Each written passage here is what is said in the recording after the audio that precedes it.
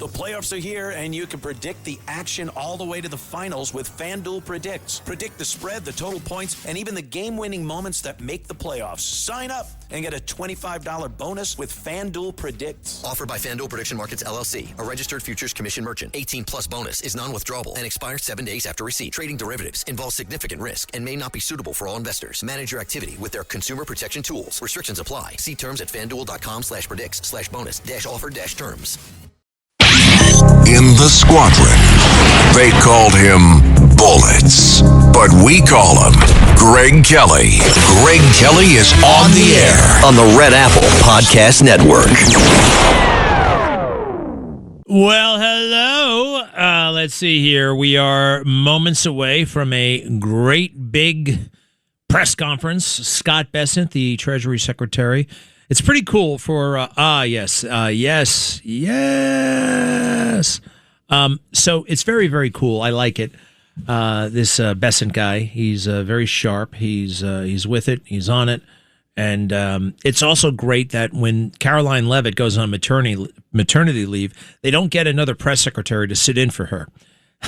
They don't get somebody else. They get the Treasury Secretary. They get the Secretary of Defense, the Vice President. And imagine if you couldn't make it to work and your fill-in was the Vice President of the United States.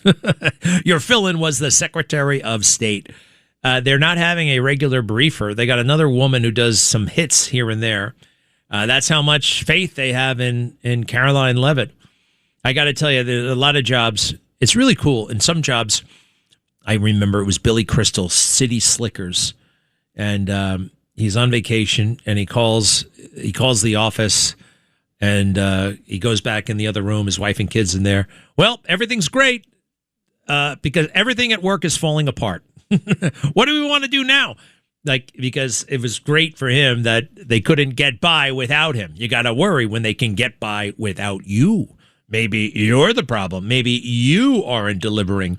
So anyway, it's interesting. That's a lot of faith. That's a lot of, that's a great big compliment that they're having these massive figures sit in for her. Today, it's the Treasury Secretary superstar. You know what? I'm going to reach into my pocket because I have something rare in my pocket today, a $100 bill. I do. Yep. And let's see what series it is. Damn. 2009. Timothy Geithner was the Treasury Secretary, and there's his signature. Let's see if I got any other money in here. Got a $20 bill, and I got this definitely is too old. What I'm looking for is the new salary. Wait a second. No, 2017. I can't even read who that is. Yeah, there it is. Stephen Mnuchin. Good man. This used to be one of the coolest things about being a Treasury Secretary. You get your name on all the money. This looks like it might be Paul O'Neill. I can't tell for sure. Actually, this looks like it might be counterfeit, come to think of it. What is a Series 203? I don't understand that. Where's the damn year? Maybe that's a fake. Anyway, we don't carry cash like we used to. People use debit cards and credit cards to buy gum. And I get the taxi cab. Taxi cab is like, hey, you want to pay cash so I don't have to turn on the meter? I said, not really. Even if I had cash, number one, I don't want the change. I don't want change. I don't want literally change. I hate putting change in my wallet. And I also don't want, for us to haggle how much this is going to cost, right? I want that meter on. Then we can have a frame of reference. Otherwise, we can negotiate. Maybe I'm screwing myself. Maybe I'm shooting myself in the foot. Maybe it could be cheaper. Maybe. But look, I'm not worried about that. I am worried about my fellow Christians all over the world, especially in Nigeria. And once again, shout out to this administration and credit where credit is due, the Secretary of War, Pete Hegseth, not screwing around when it comes to persecuting people on the basis of their religion, no matter what their religion, Christian, Jewish, Muslim. People shouldn't be targeted because of their faith, no matter what their faith. And that's happening right now in Nigeria. Bad. I mean, real bad. Listen to this. Cut 10. Terrifying moments at a church in central Nigeria. A pastor and his worshipers are in the middle of prayer when all of a sudden The sound of gunshots sends them running for cover. Seconds later, the gunmen are inside. Officials later say at least 2 people were killed and others were kidnapped. That's terrible. And Hegseth stood up and said the following. They've already made a lot of progress. They've been unloading the U.S. military on Boko Haram ISIS targets in Nigeria, cut 11. Over the last month, and there hasn't been much coverage of this, we killed ISIS number 2 in Nigeria, who's most responsible for killing Christians and trying to target the U.S. homeland, and have since, because of the intel we gathered, killed hundreds of ISIS members who were targeting and killing Christians in Nigeria, creating a whole new opportunity there. So there's a lot of things we do that the media pays attention to, and a lot of things that the president empowers the department to do on behalf of the American people that he deserves great credit for. Absolutely. Saving the lives of Christians all over the world. Let's go to the briefing room. There he is, Scott Bessent, Treasury Secretary. Name on the money. If only I could find that kind of money. Here we go. Children have been signed up for Trump accounts, which will launch on July 4th. And I would encourage all of you to go to trumpaccount.gov to sign up. We had a historic tax filing season. We passed the largest tax cuts in American history. The average refund this filing season is nearly $3,300, an 11% increase from last year. And importantly, very importantly, 62 million returns. 44% claimed at least one of the president's signature tax cuts. No tax on tips, no tax on overtime. The reduced taxes on Social Security benefits. 85% of our seniors paid no taxes. And the auto deductibility on loans for American cars. And to remind everyone, Democrats, every Democrat voted against those programs. We've had sustained and resilient GDP growth. Real GDP has risen 2.6% over the past 4 quarters. Atlanta Fed's GDP now predicts 3.8% for this second quarter. The U.S. energy dominance, part of our resilience stems from our energy dominance. Natural gas is down, is my belief, and the futures market is showing us oil will be lower than pre-conflict levels. We are more resilient to energy price fluctuations due to President Trump's energy dominance and deregulatory agenda. The United States is now the world's largest energy exporter. The United States has never exported so much energy or produced so much energy. Main Street prosperity, the average 401k is up almost $30,000 since President Trump's inauguration. President Trump RX has already saved Americans over $600 million. I'm sure all of you will want to report on that. And the unemployment rate remains low at 4.3%. So with that, I'm happy to ask some questions. I will mention 3 weeks ago, I got an honorary degree from the University of South Carolina. So if you really want to get a question, you can call me Dr. Bessent. So, I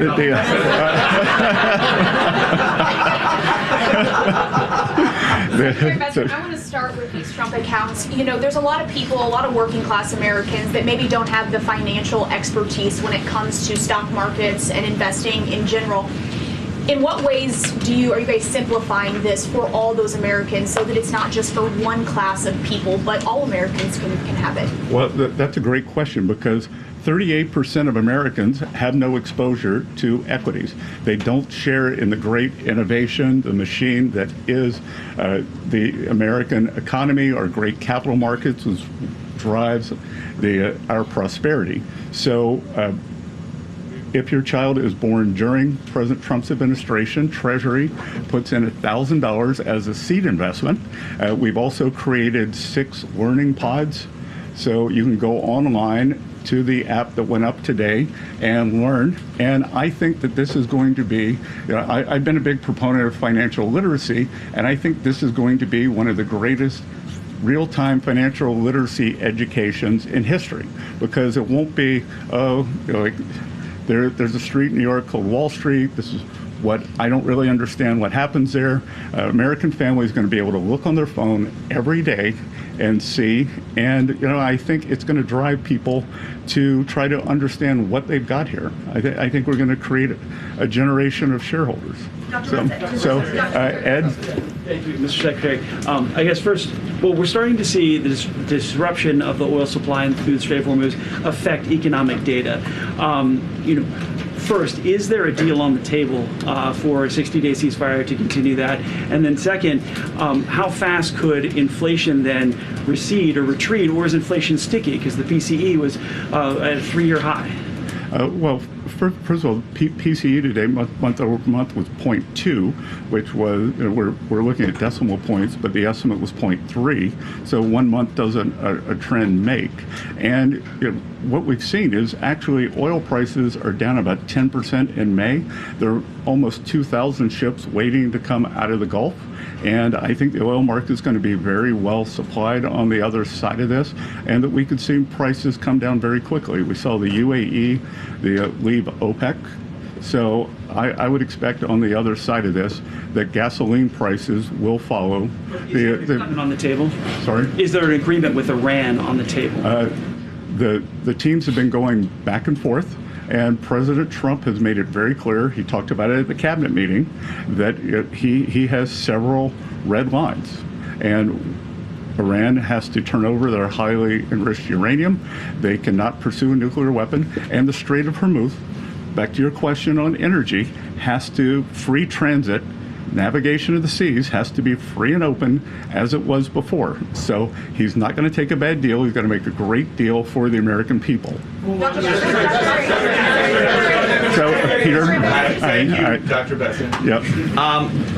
How long until we see your signature next to President Trump's face on a $250 bill?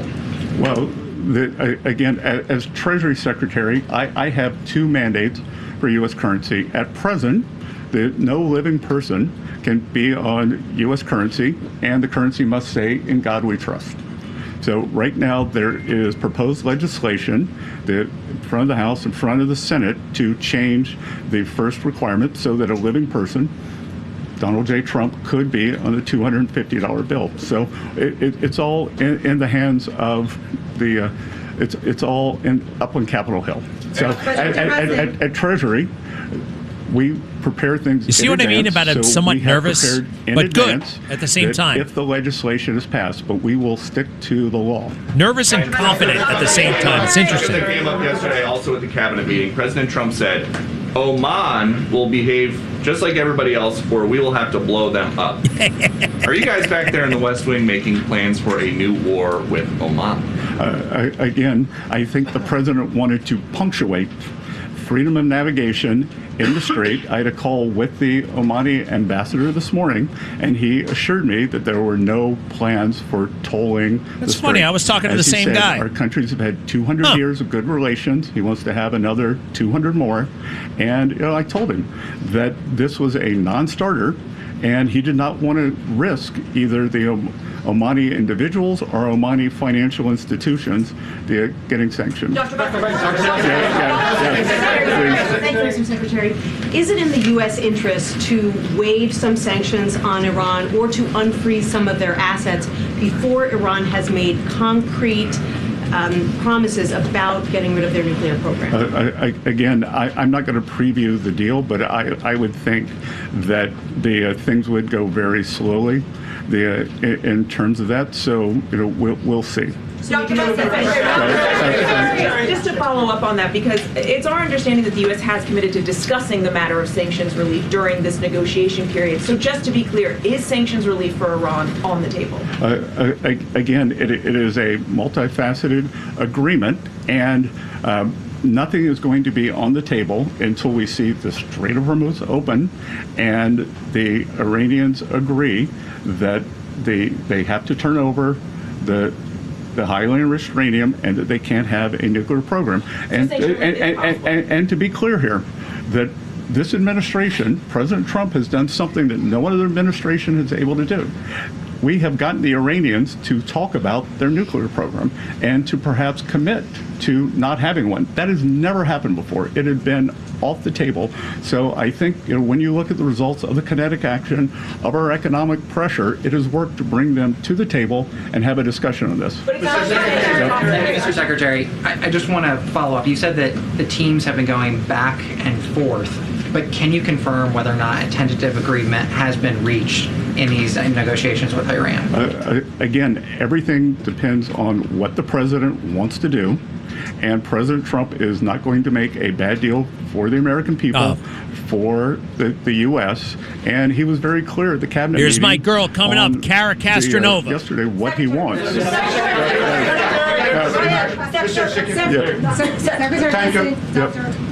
Cara from Lindell TV. I'm sorry, did I steal his question? Because I'm not that person. No, it's you. Okay, thank you so much. Thank you for taking my question, Cara from Lindell TV. I really wanted to get your thoughts on digital currency. A lot of our viewers are increasingly worried that digital currency could one day be used to track people's spending or limit personal freedom.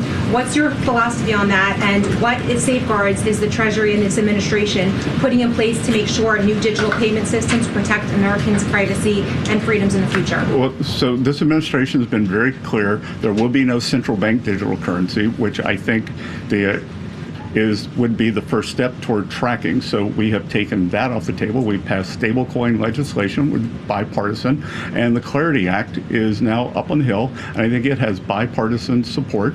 And the most important thing we can do is to make digital assets come into the United States, make the U.S.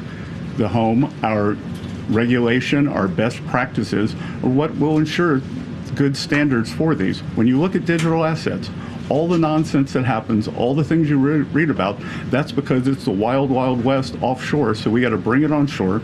So I would encourage the House and the Senate to get clarity done. All right. Jack? I'm still a little bit skeptical about this crypto stuff myself. We'll be right back.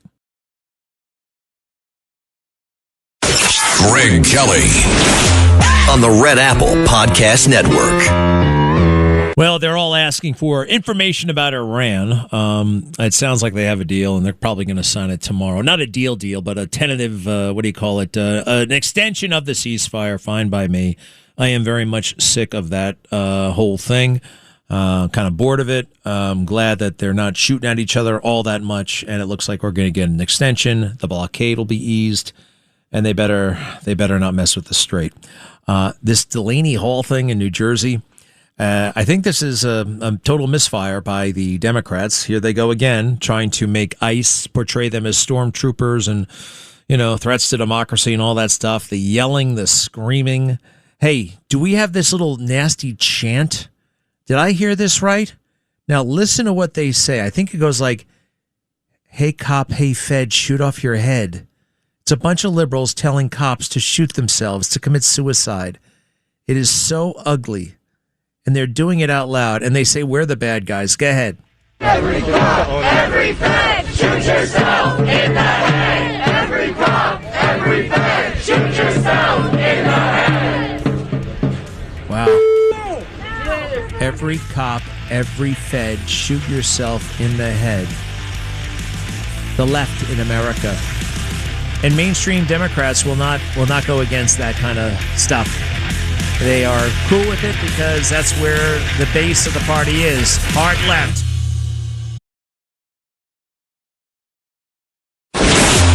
Greg Kelly, entertaining and informative on the Red Apple Podcast Network. The Eyewitness News Team, featuring Bill Butel, the other guy, and Roseanne Scambardella. Storm Field with weather. Sam Champion with sports. No, I think he was a weather guy. Roger Grimsby, if he's not at the bar. What a great theme song they had for the news back then. Iconic. My God, something very important must be happening. Then one time I was watching a movie on Channel 9, and this song started to pop up. Yeah. It's in the theme song. It's the, wow. Urgency. Something's about to blow. We're on the story. Relentless. It's intense. Anyway, Cool Hand Luke is the movie with Paul Newman and George Kennedy and a bunch of other guys. You know, I've been very intrigued with Michael Jackson, all the talk of the movie, which I have not yet seen. Everyone tells me it's great. Probably going to wait till I can download it. But I find myself doing deep dives and watching his old depositions and things like that. And the more I research, the more I learn, the more I like Michael Jackson, the more convinced I am that he never touched or harmed a kid. I knew that many, many years ago. And I see these people pop up. Very, very interesting. Tom Mesereau was his attorney. And he's a good, solid man. You ever seen that dude?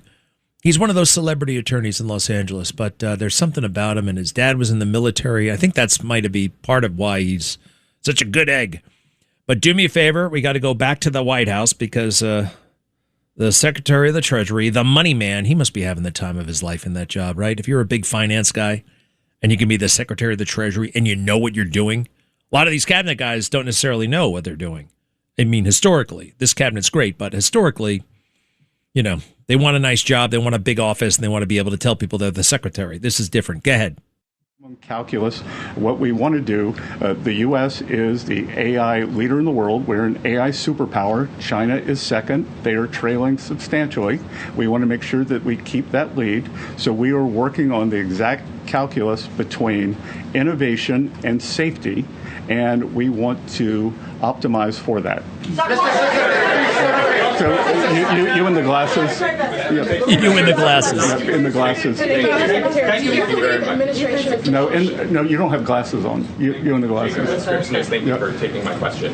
There was a report this morning that Justice Alito's son is working in your department. Can you confirm that that's the case? And if so, do you believe that that means that he should be, that the justice should recuse himself from cases that involve your department? I am sure that Mr. Alito follows all legal and ethical guidelines, and I can assure you that at Treasury we follow all the legal and ethical guidelines. Thank you, Mr. Secretary. I have two questions for you, but just to follow what you said about the Well, you didn't call me doctor, so I only get one. Well, I'll shoot for two. You said that it's up to Congress. The president's face is on a $250 bill, but it is actually the Washington Post that's reporting two political appointees from the Treasury Department who have asked agencies to be ready to do that. Do you think politically it's a good idea to put his face on a $250 bill when people are struggling to afford gas and groceries? I don't really understand this Washington Post article. That who hears from the Post? Yep. Terribly written, terribly edited. Because basically what it says is that Treasury is following the law and that we've created the bill and that it's up to Congress, but that we follow the bill and it's up to... I didn't really understand what the story was. So, but anyway... appointees aren't involved in that, two of your political appointees? Yeah, of course, but we prepare for everything if it gets passed. Just like we were ready 6 months in advance for the one big beautiful bill for tax guidance. So we have to prepare in advance. You can't draw something up the day before. Politically, do you think it's a good idea, though, when people are struggling to afford gas and groceries? Look, I think it has. I think that it's bifurcated. Do you think we should have a 250th anniversary, the celebration? Well, that's happening anyway, but putting the president's face on a $250 bill is a choice. But Caitlin, it's not happening anyway. It's happening because it's being funded by private citizens, by the federal government, by state governments, by municipal governments to celebrate our country. And I don't think that there's anything untoward about having the President of the United States, the person who was President of the United States, on the 250th anniversary bill. On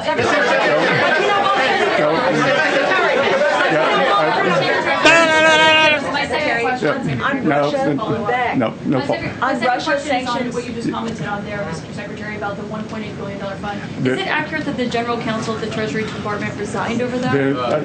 I will not be taking any other questions. I will not be taking any other questions. But you know, Wall Street over so, the sanctions, sir, given the scale of the assault from Russia on Kyiv in recent days, good for him. The fact that diplomacy seems to have settled down, there is no diplomatic talks happening right now between Russia, Ukraine, or the U.S. What about sanctions? Is the U.S. considering sanctions on Russia at this time? Well, the U.S., this administration has put the hardest sanctions on Russia of any country. So let's review how the sanctions regime has gone since the Russian action on Ukraine. Biden administration put on what I would call mild sanctions because they were worried about gasoline prices going up into an election. It would be an unstatesmanlike sanctions. Probably the worst national security advisor in the history of the country, Jake Sullivan, in an act of bravery on his way out the door in January, raised the sanction level on behalf of the Trump administration. We let those in situ when we took office. Fast forward to October, and President Trump instructed me to sanction the two largest Russian oil companies, Lukoil and Rosneft, which we did. No other government has done that. So no one has done more sanctions than the Trump administration on Russian oil.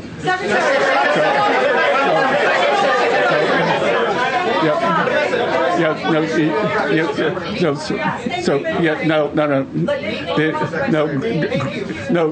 who wants to own this? Gray hair. No, gray hair.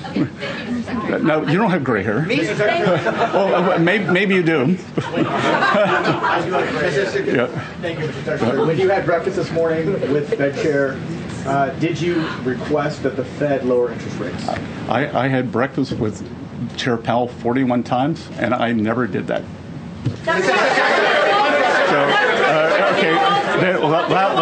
Last question. Thanks, sir.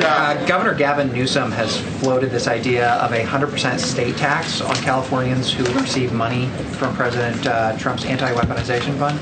Your response to the governor's call for 100%? There's no cure for stupid. Mr. Secretary. Okay. All right. Okay. Thank you all. All right. Well done. No cure for stupid. Gavin Newsom, actually, I forgot about that, wants to charge 100% tax on anybody who gets money from the $1.7 billion weaponization fund. Compensation for the federal government weaponizing its federal prosecutors against innocent, ordinary, regular people. What they did was horrendous. And by the way, he just said something there about the $250 bill, which sounds like it's coming with President Trump on it. They got legislation that would make it legal. You got to change the law. You got to have a new law. And then I heard that there actually was somebody who was alive when they appeared on the currency. Now, when the hell was this? Paper currency was Salmon Chase. Who the hell is Salmon Chase? Salmon Chase, all the way back in 1862. His picture was on the $1 note while he was still alive. But nobody liked it, so they passed a law. Now, who is Salmon Chase? Anybody? Let's see here. Salmon. He was... No idea. An American jurist, statesman, and abolitionist who served as U.S. Treasury Secretary under Abraham Lincoln during the Civil War and later as the 6th Justice of the United States. His financial reforms and judicial leadership made him a pivotal figure in reshaping construction, the Reconstruction era governance, and American banking. Good for him. He was born in 1808. He died in 1873, and they put him on the dollar, and he was a living person. So this is not the most radical thing that has ever been discussed. It's okay. You can do these kinds of things. And it's the 250th anniversary, and you'll have the president on the currency. That's just not that outlandish. I know they want to portray it as such. Let's see here. The Queen of England, the King of England now is on all of the money over there. That's a democracy. Let's see. What else? What other countries? I can't stop thinking about it. I'll tell you. Saddam Hussein was on the currency in Iraq, the Iraqi dinar. Granted, they didn't have to, they didn't change the law or anything like that. There was no law. He just put his face on it. This is different. I do think he's sticking it to the establishment a little bit, and I think that's just fine. It's the 250th anniversary. That's special. And what do you guys think? 800-848-9222. 800-848-9222. I'm liking it.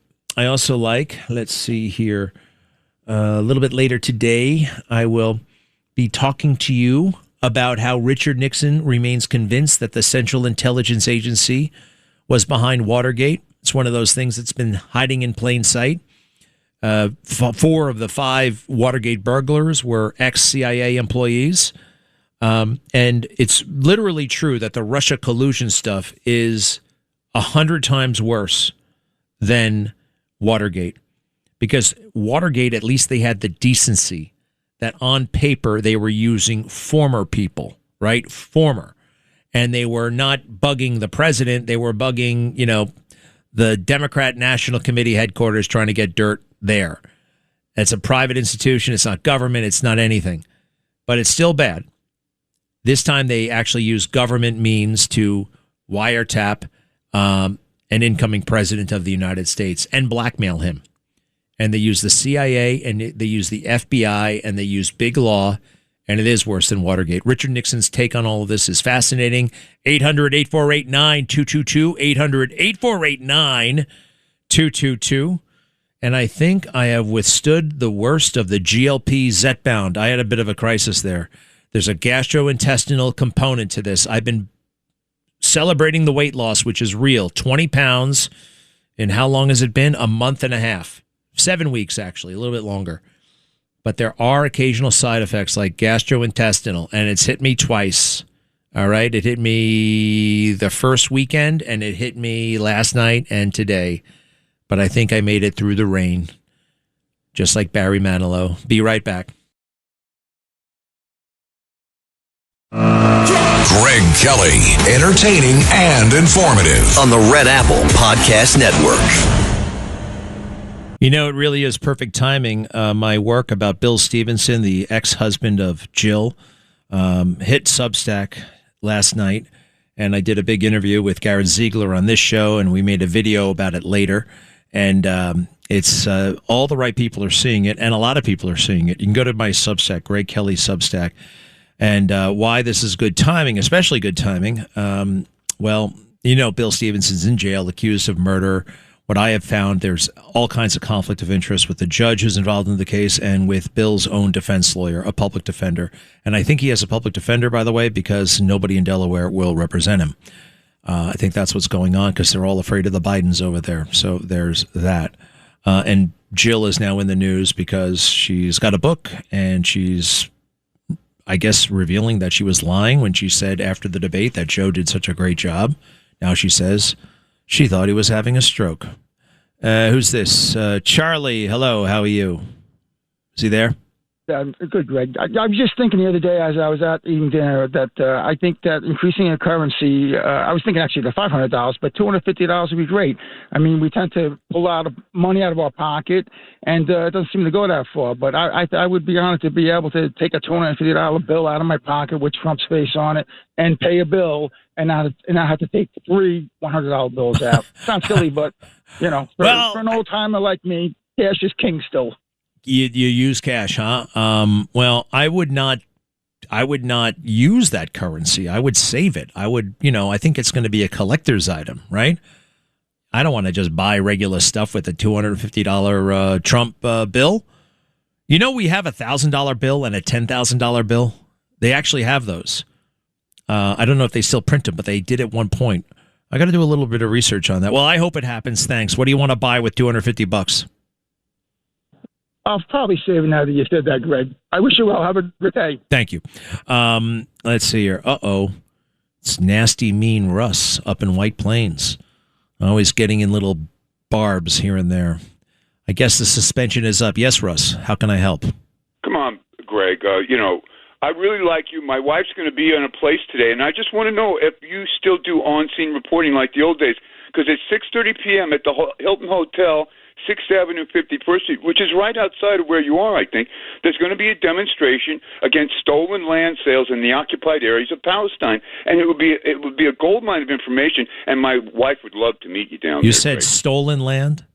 Yes, stolen land So sales. it's a bunch of anti-Israeli, pro-terrorist people pushing lies at 51st Street and 6th Avenue. Is that where the liars are going to be?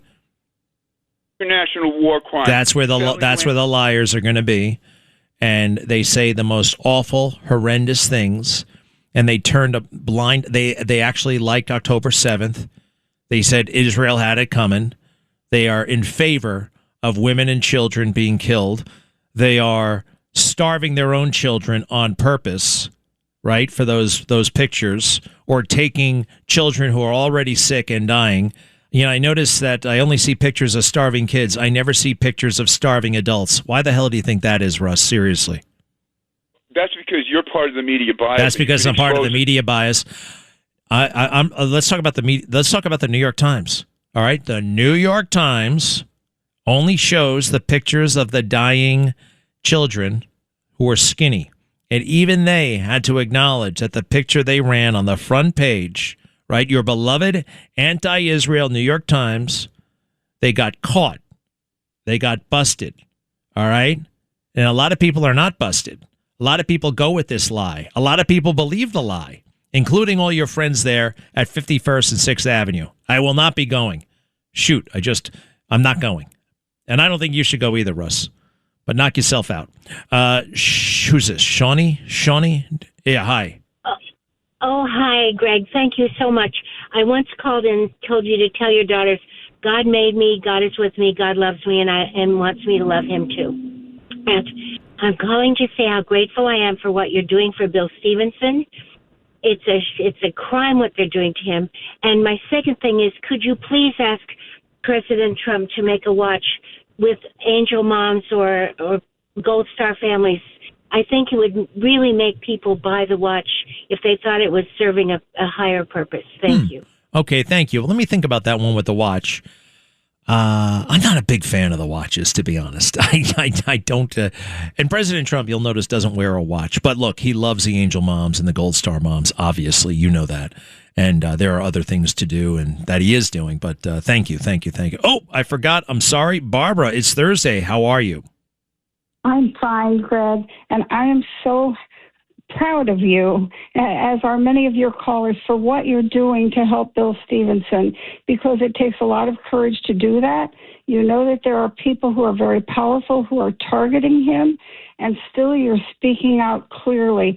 And we need that so badly. We need to respect justice in this country. If they can do this to Bill Stevenson, they can do this to anyone. And when I heard about him being arrested for having about $9,000 late in payroll taxes, and it was only a couple weeks late, the check was in the mail, any accountant in this country who has ever dealt with small businesses knows that that is totally absurd, that if someone didn't pay their payroll taxes, they would hear from the IRS within maybe a month or so with a bunch of threatening letters. No one ever goes to jail. That is such a common situation that it just goes to show how ridiculous the prosecution was. And we know that in this country, Daniel Webster told us that at the core of the country, justice is what acts as a binding force, connecting us if we are in a civilization. And the Supreme Court Justice, Louis Brandeis, said, our government teaches the whole people by its examples. So if the government becomes the lawbreaker, in this case, if the government becomes the lawbreaker, and in many of the cases with Trump, it breeds contempt for law. It invites every man to become a law unto himself. It invites anarchy. So beautifully stated by you and him. Thank you very much, Barbara. To be continued, everybody. I got to go make some videos. An honor and a privilege to be here with you this afternoon and tomorrow and beyond, okay? Thank you, and take care, everybody. Bye-bye.